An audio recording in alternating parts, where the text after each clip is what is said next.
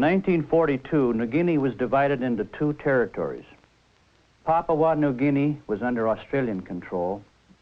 Dutch New Guinea was under Holland's control. The island is over 1,400 miles long, with mountains reaching to 16,000 feet. Port Moresby was the only real village in New Guinea. It was also the only Allied base in the country in 1942. The Japanese control the entire island except Moresby from their large base at Rabaul, New Britain.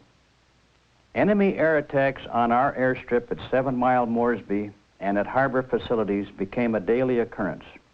Night raids were also common. It took the Allies 2.5 years to eliminate the Japanese from the island. General MacArthur's leapfrog tactics neutralized many of the enemy.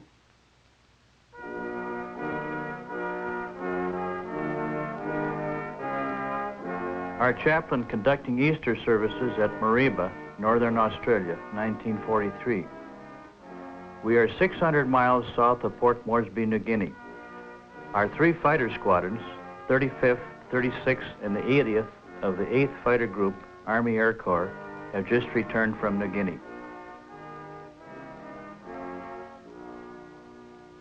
These are Air Corps personnel preparing to embark on another trip to New Guinea, our third to enemy action. Carbines and barracks bags were standard with our enlisted men. A good share of these men were airplane maintenance section people. They were my responsibility as engineering officer.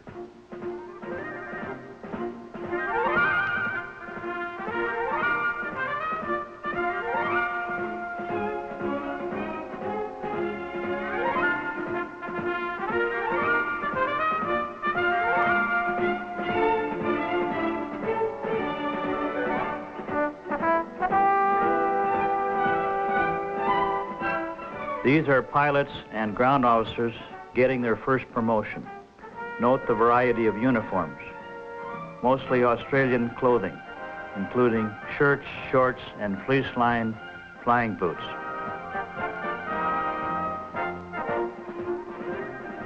Our CO, Major McNay, congratulates his officers.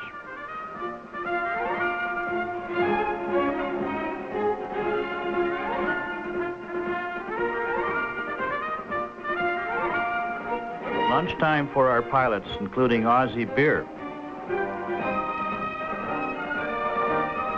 The Jeep, however, is the only one that's loaded. Our GIs leaving on a 2.5-ton truck.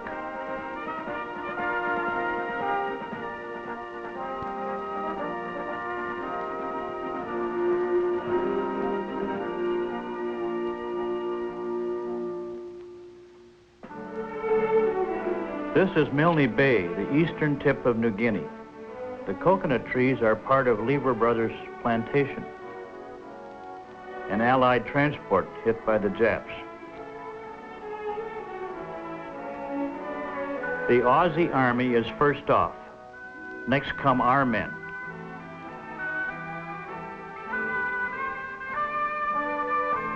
Milne Bay was wet, muddy, and malaria infested.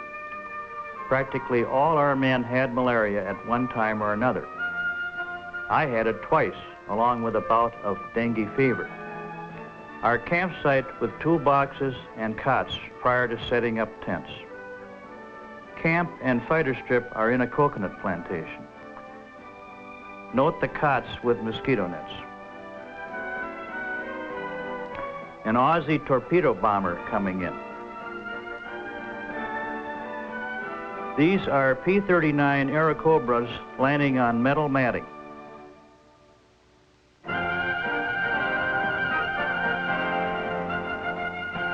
We are about to use a wing originally bound for the RAF.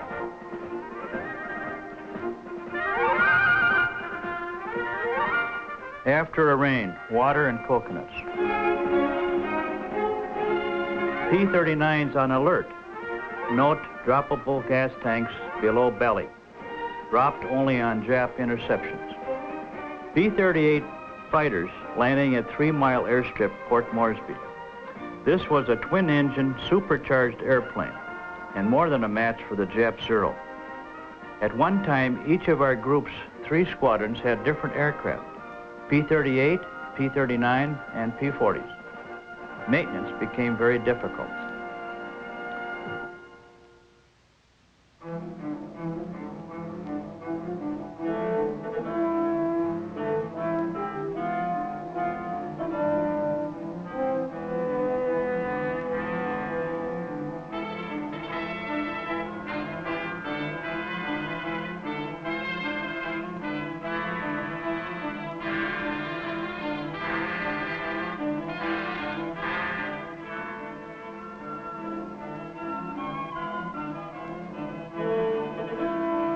We are changing a P-39 engine.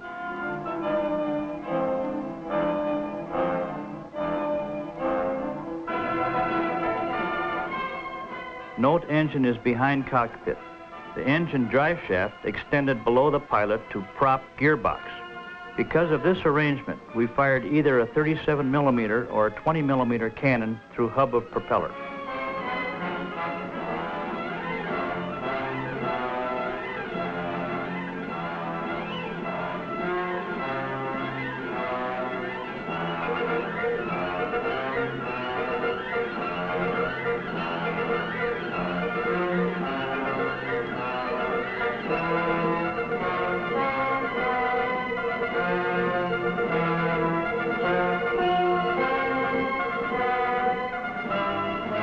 Pilots with their 45s going to chow line. GIs in the chow line. All our water had to be boiled. Our bake shop.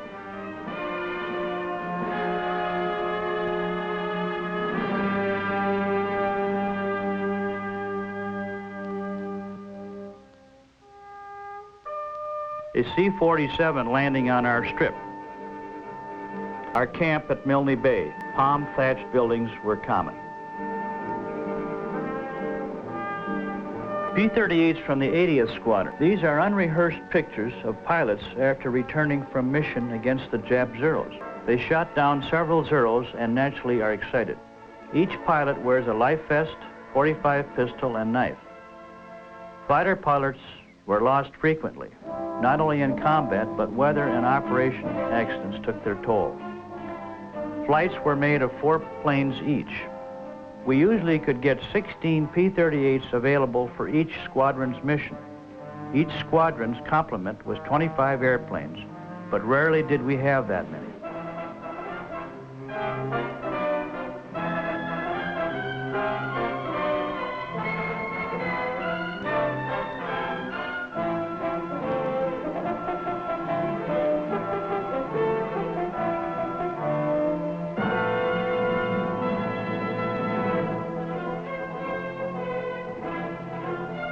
The Jap bombers hit us hard this January day in 1943.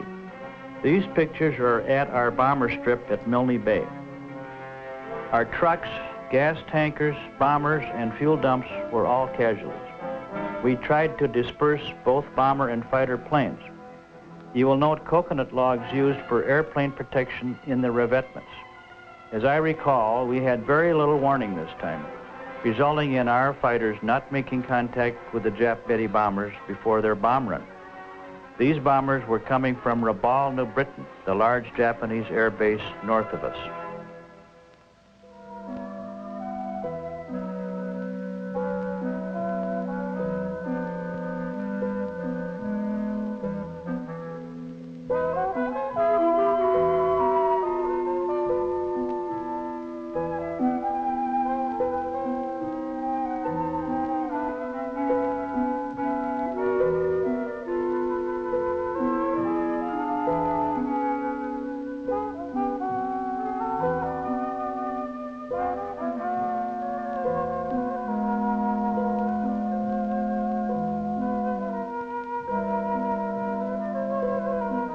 This Jap tank apparently ran off the road.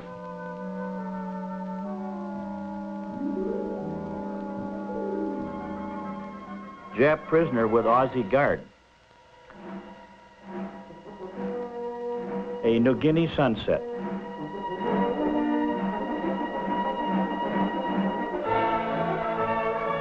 General Wordsmith, 5th Air Force Fighter Command General, is decorating officers and men of the 36th Fighter Squadron at Milne Bay. The presentation is right on our airstrip in the coconut plantation. Clean, long-sleeve shirts and long pants are the uniform of the day. My men usually worked in shorts only. However, later we found that this was a bad malaria area, necessitating more body covering. We were taking quinine at first and later Atabrin for malaria. The yellow-nosed P-38s of the 80th Squadron are coming in from a mission. This was our leading squadron of the 8th Group, with 203 confirmed Jap planes to their credit at that time. Each squadron had different colored nose cones.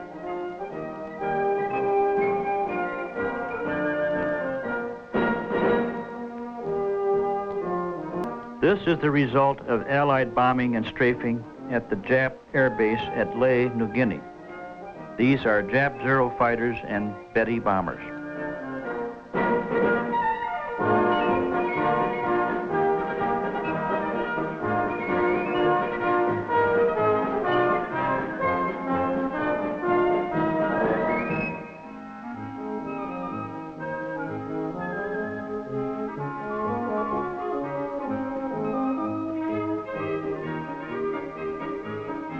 General Kenny, Allied Air Commander, Southwest Pacific Area, is decorating our pilots and personnel at 3 Mile Airstrip, Port Moresby. Camouflage and sandbags protect building and background.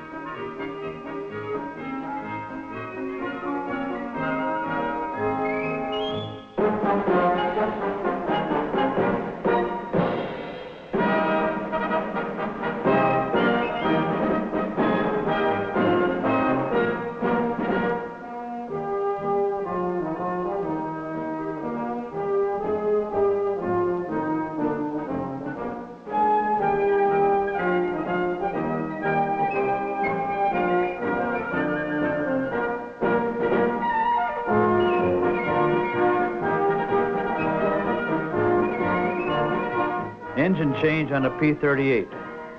Maintenance on this airplane was much greater, mainly because of 2 engines. We were fortunate to keep 16 out of 25 in flyable condition.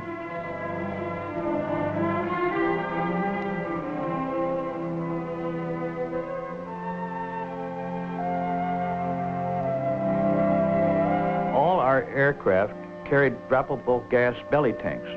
The 38s, 2, 1 for each engine.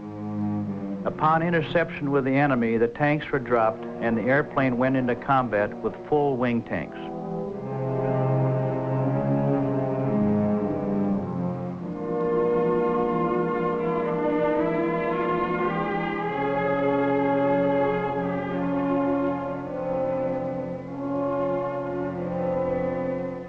Upon completing a flight, each pilot makes out a maintenance report which the crew chief receives and turns over to the engineering officer.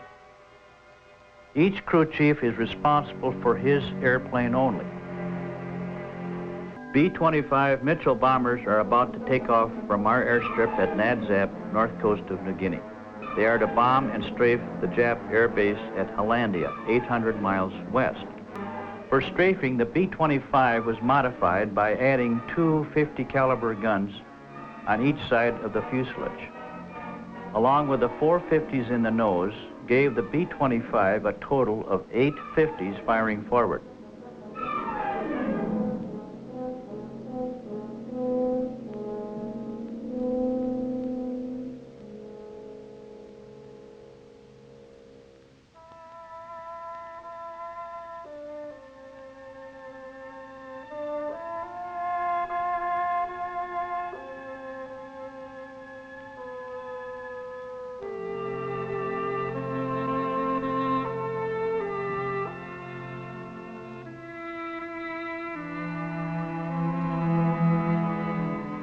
In our almost 2.5 years in the Pacific, our camp at Cape Gloucester, New Britain, was the muddiest and wettest. The rain averaged about 2 inches a day for 3 weeks. I don't think we flew over a couple missions during this time. We had plenty of fresh water off the tents. Mosquito nets on every cot were a must everywhere we went. Most of the time was spent in the tents except for chow or latrine business.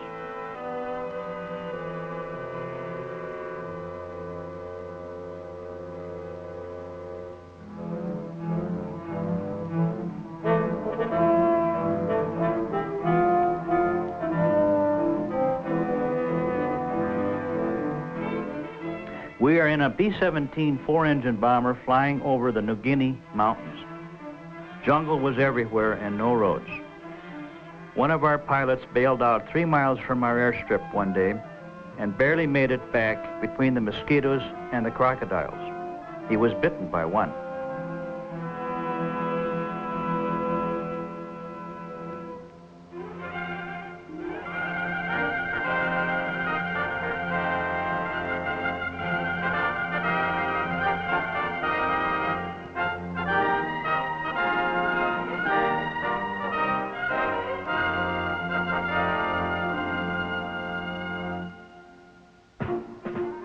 We are at our rest camp in northern Australia. The officers are playing the enlisted men.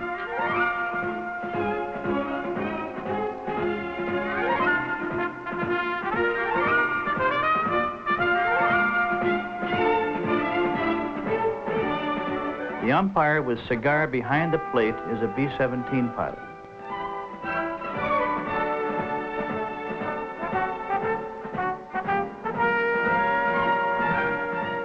A P-39 pilot that has had a few beers.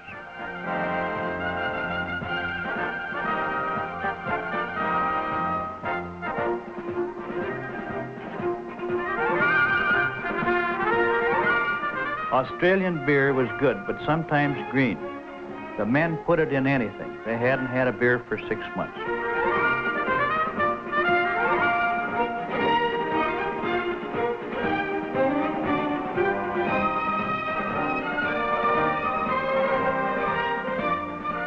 I am flying in a PBY Catalina airplane. This aircraft was used for observation and rescue work.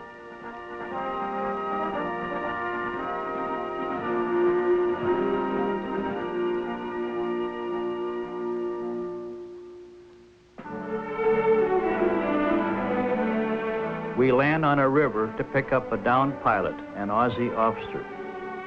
They are rowed to plane by natives in their log canoe. The hatless pilot is real happy to see us.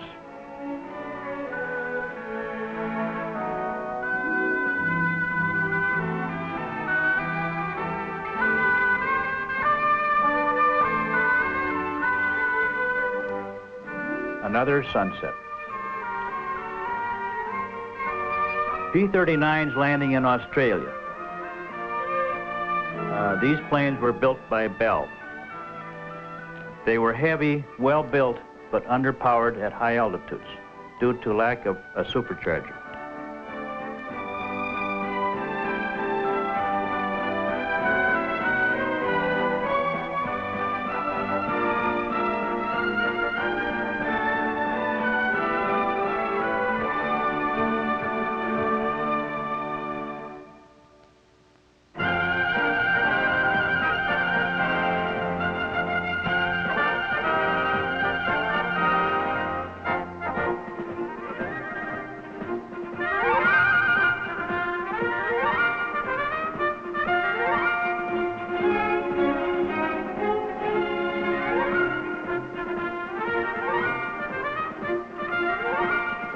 As a preface on the next scenes, money didn't mean anything in New Guinea. Everything was barter. The film that I used to take these pictures came from Air Corps Supply. The price was usually 4 rolls for a bottle of gin or whiskey. We are landing at 6,000 feet in central New Guinea. Many very primitive natives are here. An Aussie captain runs a native hospital. The airstrip and the landscaping were all done by the natives. 1 shell for a week's work. 1 shell buys a wife, 2 shells buy a pig.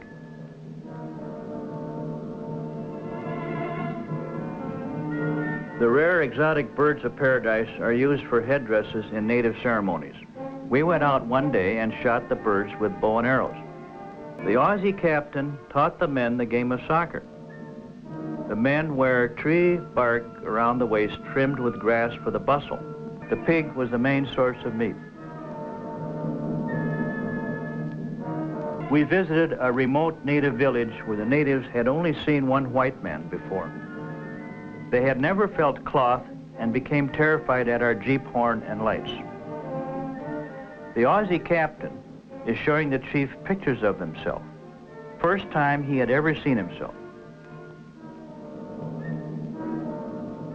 The natives gathered one day with all their war paint, spears, bow and arrows.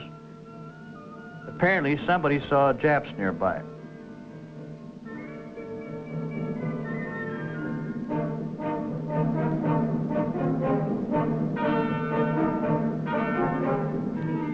The native interpreter is advising the chief where to go to head off the Japs. We were fortunate to get these pictures, as this was a real war party who actually did kill some Jap soldiers. Bird feathers for the headdress and bulses are common. A beautiful sunset ends our experience.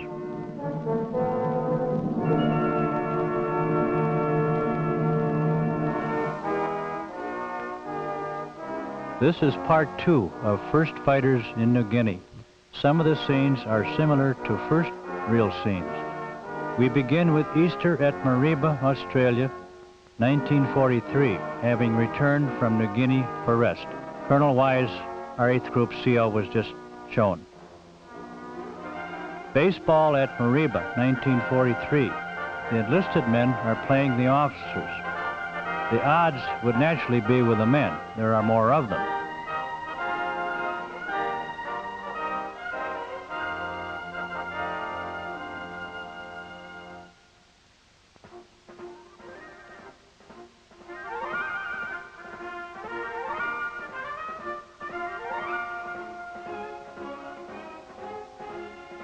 The men are at bat at that point, now the officers. Rifle range for enlisted men near Townsville, Australia, 1942. Each enlisted man was issued a rifle. The only practice they had was when we returned to Australia from the combat zone in New Guinea. Officers all carried .45 automatic pistols. The pilots carried them in shoulder holsters, and it was hard to be accurate with a .45.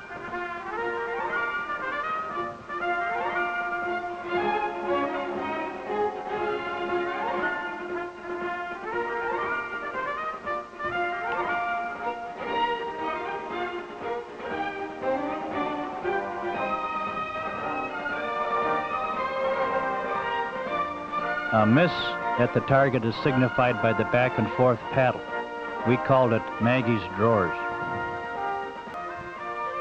The first officer at the pistol range is Lieutenant Mainwaring. We called him Bourbon Danny.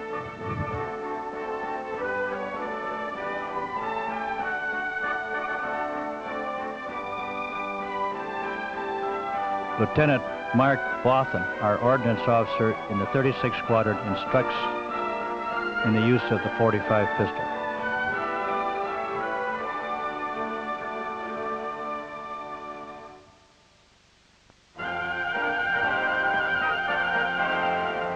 The shirtless officers are Lieutenant Fred Taylor with cap on the left and Lieutenant Welch on the right.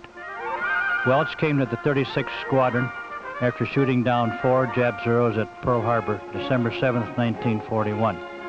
He later became a major with 16 Jap planes to his credit. Subsequently, he was killed in the States.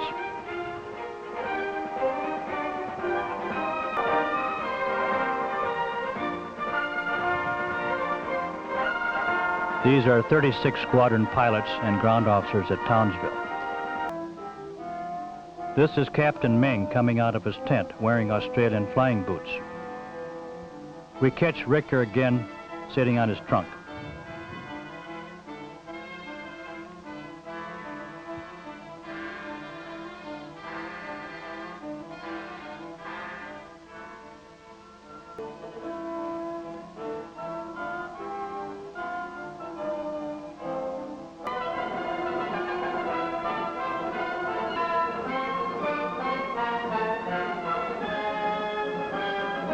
We continue with camp scenes with enlisted men and officers.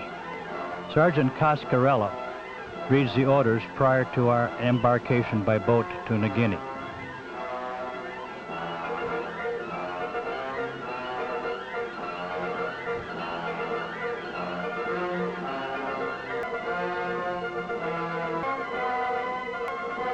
Boat trip to Milne Bay, New Guinea, fall of 1942. This is a Dutch ship, and we are going to New Guinea for the second time with Australian troops. The Dutch flag.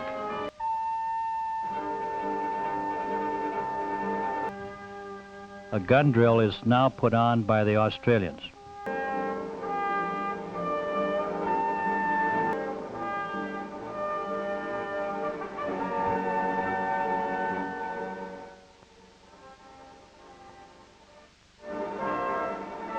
These are Aussies and Americans leaving our ship at Milne Bay, the far eastern tip of New Guinea. The Aussies carry everything with them.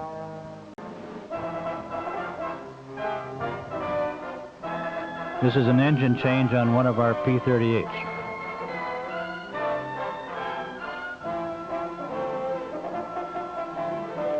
P-38s coming in from a mission.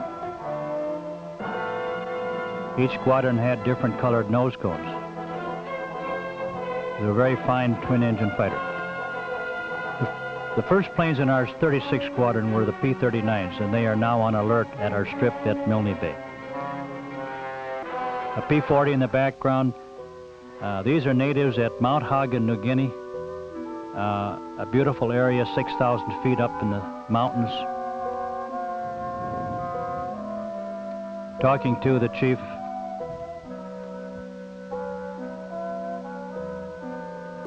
These are very wild, primitive natives at this point.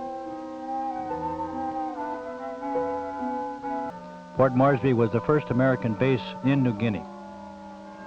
We were there as the first two American squadrons in May of 1942.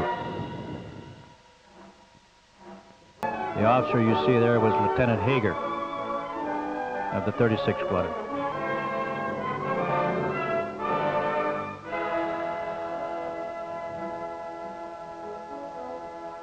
All the people on this island lived above the ground in their thatched accommodations.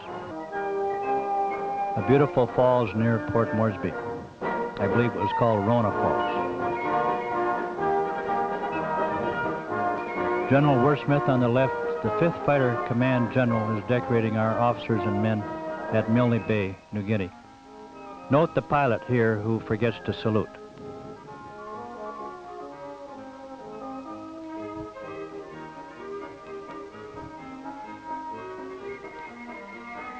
Our 36th Squadron doctor now is being decorated.